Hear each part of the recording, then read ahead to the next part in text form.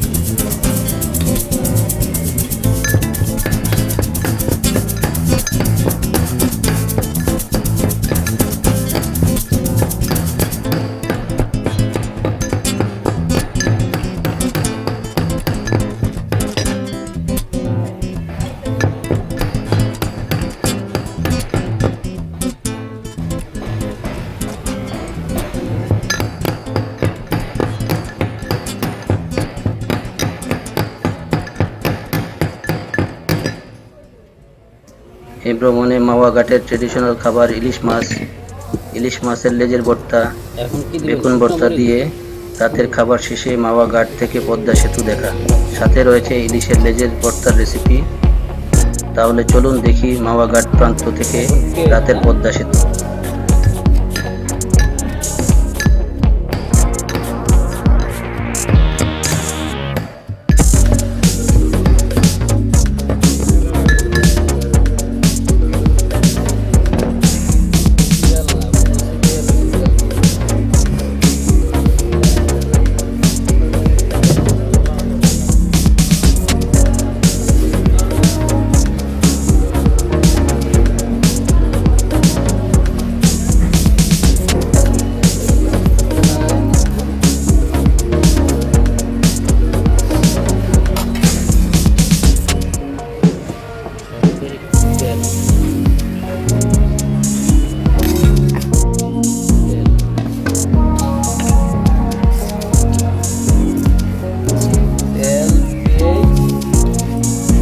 করি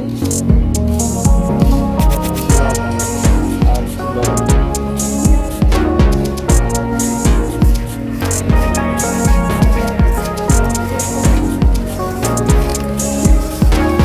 এটা বাটিতে রাইট।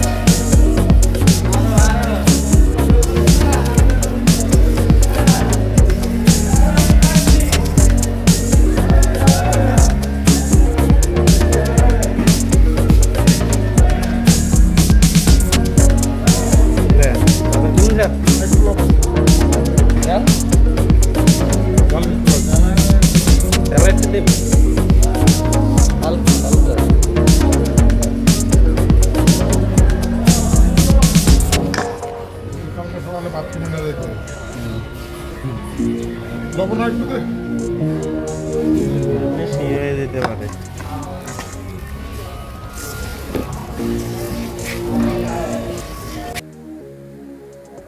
পদ্মা সেতু ভ্রমণ বা দেশের যে কোনো দর্শনীয় স্থান ভ্রমণে পরিবেশ রক্ষায় পলিথিন নির্দিষ্ট স্থানে ফেলি, সম্ভব হলে পলিথিন বর্জন করি, সাথে সাথে সাবধানতা অবলম্বন করি এবং আইন মেনে চলি।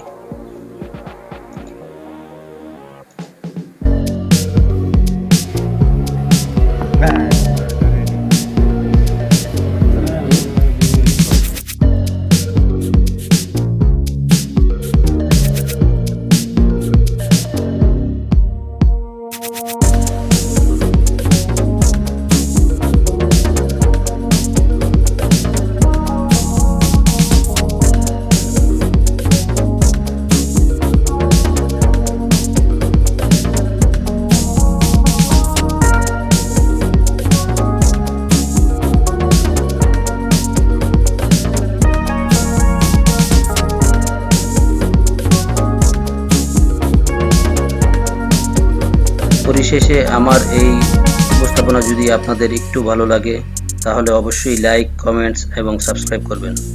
ধন্যবাদ সবাইকে।